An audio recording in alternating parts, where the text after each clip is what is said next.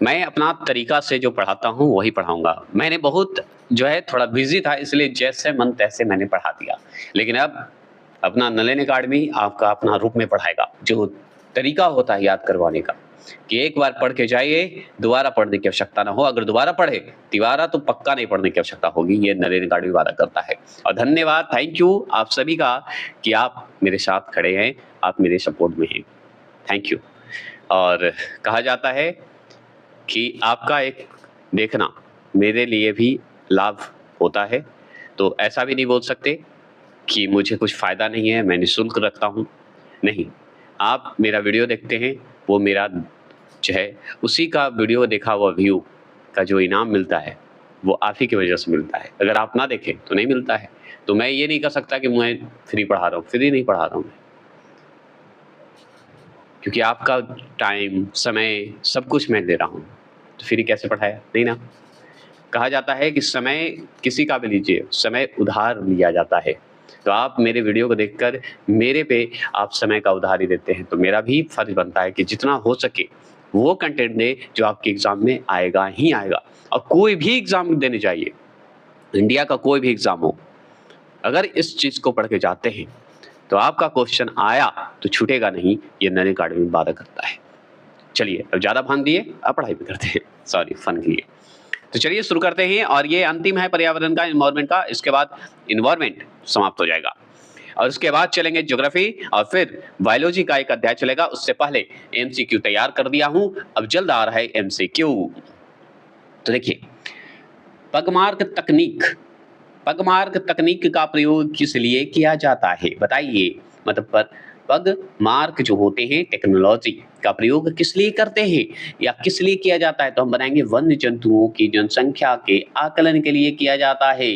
अब वन में जो जंतु हैं उनकी जनसंख्या को आंकने के लिए, नापने के लिए, गिनने के लिए हम लोग करते हैं पग मार्क तकनीक का इस्तेमाल करते हैं। मार्क अगर पूछे एजेंडा 21, एजेंडा 21 का संबंध जो है किससे है?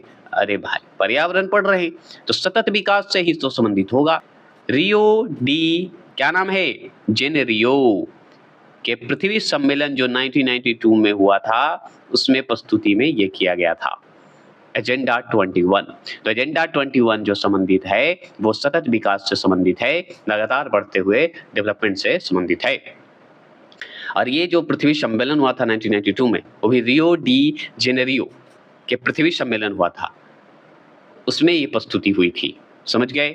चलिए, अब आप किसी भी एंगल से ले सकते हैं, चाहे ये भी ले सकते हैं कि भाई जो पृथ्वी सम्मेलन जो 1992 में हुआ था वो क्या है, किससे संबंधित होता है? एजेंडा 21 से संबंधित है, क्योंकि उसी से संबंधित आपको ये बात कही गई। तो ऐसे बोल सकते हैं, इसी में ये आया था। अब जैसे इको मार्क है, इको मार्क इकोलॉजी ऐसे याद रखिएगा। तो इको मार्क जो है क्या है? तो पर्यावरण अनुकूलन उत्पादों को भारतीय मानव ब्यूरो, जिसे BIS भारत मानक ब्यूरो द्वारा जो है प्रदान किया गया प्रमाण चिन्ह है। क्या है? प्रमाण चिन्ह है, एक सिंबल है, चिन्ह है।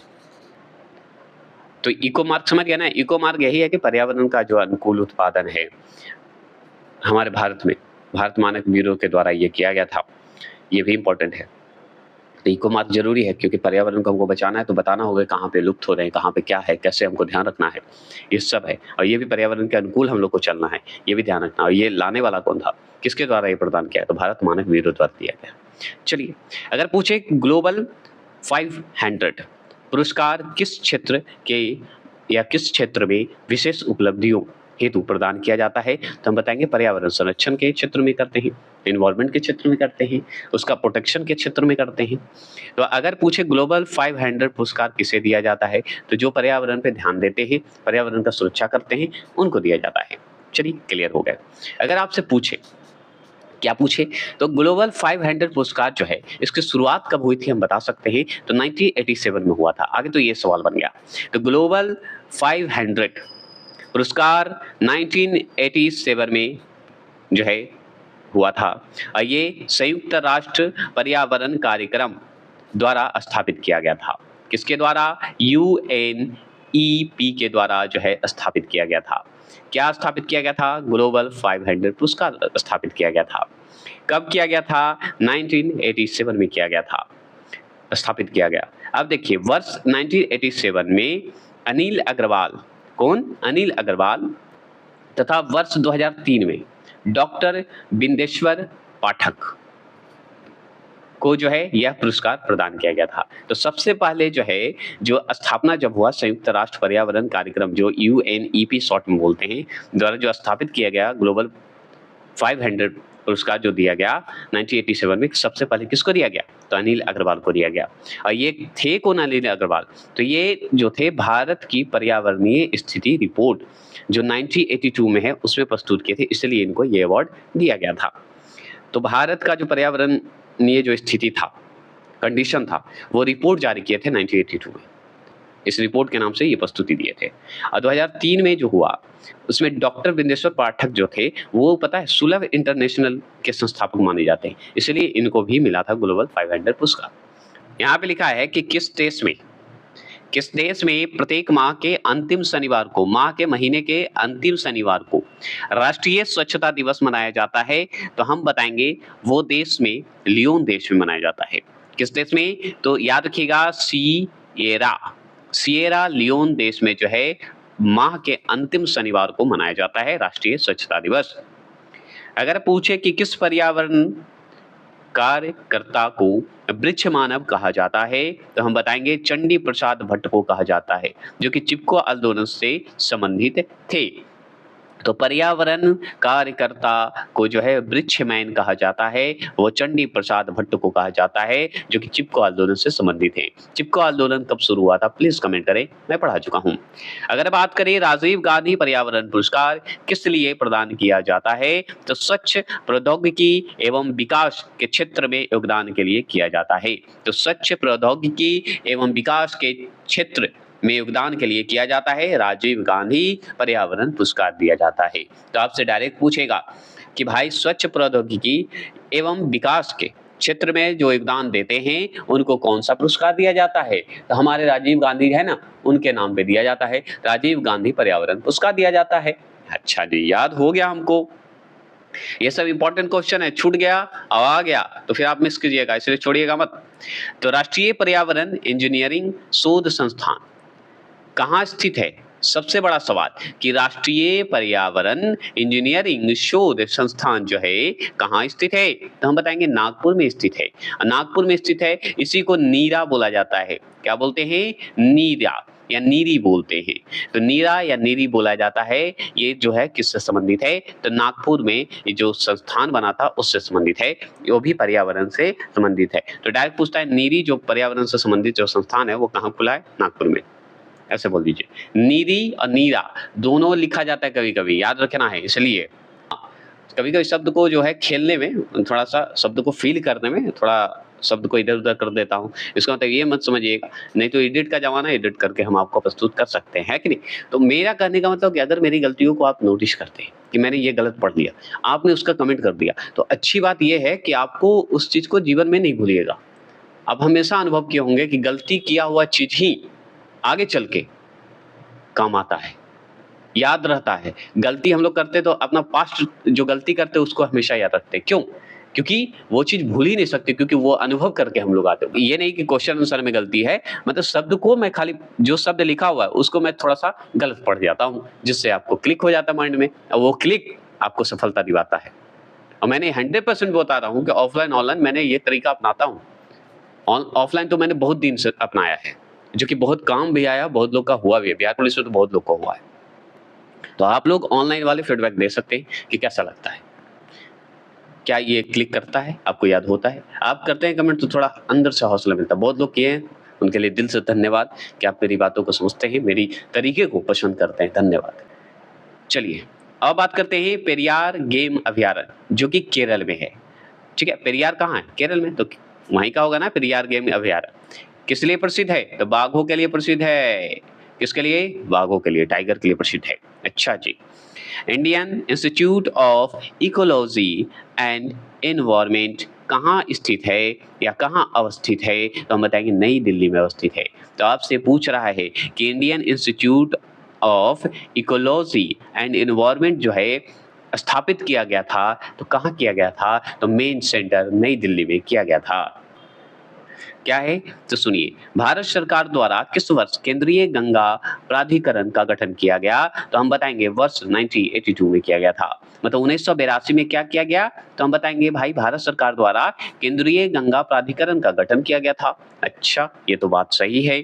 अच्छा जी, आगे भी देख लीजिए। अगर मान लीजिए विश्व का पहला जो है जटायु संरक्षण, ठीक है, एवं प्रजनन केंद्र, जटायु संरक्षण एवं प्रजनन केंद्र जो है कहाँ स्थापित किया जा रहा है? तो हम बताएंगे उत्तर प्रदेश में। उत्तर प्रदेश में कहाँ? महाराजगंज में किया जा रहा है। तो महाराजगंज में क्या किया गया? जटायु संरक्षण एवं प्रजनन केंद्र स्थापित किया जा रहा है। ये वो भी विश्व का पहला, याद रखिए वर्ल्ड का पहला स्थापित किया जा रहा है, वो भी महाराजगंज कहाँ? उत्तर प्रदेश में। ये क्लियर हो गया। अब कुछ इंपॉर्टेंट सुन लीजिए। कृषि वैज्ञानिक, ठीक है, एम ए स्वामीनाथन का नाम सुने होंगे। तो स्वामीनाथन को यूएनईपी, यूएनईपी किसको बोलते हैं बताइए? पढ़े होंगे आप यूएनईपी, प्लीज कमेंट कीजिए। तो हम जो संयुक्त राष्ट्र पर्यावरण कार्यक्रम है उसको बोलते हैं। तो स्वामीनाथन को यूएनईपी द्वारा क्या हुआ? फादर ऑफ इकोनॉमिक इकोलॉजी की उपाधि दी गई थी। भारतीय वन्यजीव संस्थान कहाँ स्थित है? तो भारतीय वन्यजीव संस्थान जैसे ही पूछे तो देहरादून, देहरादून मतलब उत्तराखंड, उत्तराखंड के देहरादून को टिक लगा दीजिए, आपको वहाँ ये संस्थान मिल जाएगा। कहाँ? भारतीय वन्यजीव संस्थान मिल जाएगा। अगर आपसे पूछे हरित अर्थव्यवस्था में हरित जीडीपी, ठीक है, जीडीपी की संकल्पना प्रस्तुत करने वाला प्रथम देश जो है कौन सा है? तो हम बताएंगे चीन है। चीन जो है वो प्रथम देश हो गया है। किस रूप में? तो हरित जीडीपी की संकल्पना प्रस्तुत की थी, हरित जीडीपी प्रस्तुत किया था, ये जान लीजिए। और वो भी अर्थव्यवस्था, हरित अर्थव्यवस्था में हरित जीडीपी प्रस्तुत किया था, तो इसलिए प्रथम देश हो गया चीन। अब बात करते हैं पारिस्थितिकी स्थायी मितव्ययिता, यह किस आंदोलन का नारा था? तो हम बताएंगे चिपको आंदोलन का नारा था। ये जो मितव्ययिता पढ़ रहे हैं ना, इसके जगह पे आप ये भी बोल सकते हैं कि पारिस्थितिकी स्थायी अर्थव्यवस्था है, ये नारा है चिपको आंदोलन का। तो जरूरी नहीं कि मितव्ययिता दे दे, यहाँ पे दे दे अर्थव्यवस्था दे दे, चाहे हो सकता है इकोलॉजी इन परमानेंट इकोनॉमी दे दे, है ना। तो ये चिपको आंदोलन का नारा हो गया। राष्ट्रीय कृषि वानिकी अनुसंधान केंद्र कहाँ स्थित है? तो हम बताएंगे उत्तर प्रदेश, झांसी में स्थित है। तो झांसी के उत्तर प्रदेश में स्थित है, याद रखिएगा। झांसी उत्तर प्रदेश और एमपी का, एक तरह से उत्तर प्रदेश और एमपी का बॉर्डर है झांसी। अमृता देवी स्मृति पुरस्कार किस लिए दिया जाता है? तो हम बताएंगे भाई जैसे ही अमृता की बात होगी तो अमृता देवी वही करेंगी ना जो कि प्रकृति को बचाएंगी। तो वन एवं वन्य जीवों की सुरक्षा हेतु किए गए कार्यों के लिए दिया जाता है। तो वन एवं वन्य जीव की अगर आप सुरक्षा करते हैं, प्रोटेक्ट करते हैं और उसके लिए कार्य करते हैं, काम करते हैं, तो भाई अमृता देवी स्मृति पुरस्कार आपको दिया जाएगा। कौन सा जंतु जो है विश्व वन्य जीव कोष का शुभंकर क्या है? देखिए यहाँ पे उल्टा कर दिया, दोनों दे दिया, क्या है? अब बताइए, ऐसे पढ़ेंगे तो कंफ्यूज तो होंगे ही नहीं होंगे। यहाँ पे देना चाहिए कौन सा ऐसा जंतु है जो कि जंतु विश्व वन्यजीव कोष का शुभांकर के रूप में है, तो उसे पांडा को माना जाता है। इसे वर्ल्ड वाइल्ड लाइफ फंड के रूप में जो है शुभांकर रूप में इस्तेमाल करते हैं, तो पांडा को इस्तेमाल करते हैं। WWLF बोलते हैं, मतलब वर्ल्ड वाइड लाइफ फंड बोलते हैं, जिसमें शुभांकर के रूप में पांडा को रखा गया है, जानवर को रखा गया है, जिसे हम हिंदी में जंतु विश्व वन्यजीव कोष बोलते हैं। इसका शुभांकर मानते हैं। बस यही क्वेश्चन था, घुमा दिया है ऐसे।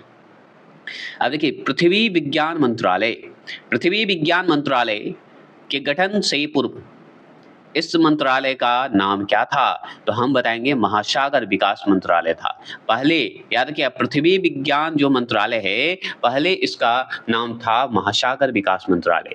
तो the minister of earth science, जिसे हम शॉर्ट में MOES बोलते हैं, मतलब मिनिस्टर हो गया, ऑफ लिख दीजिए, ई से अर्थ हो गया और एस से साइंस हो गया।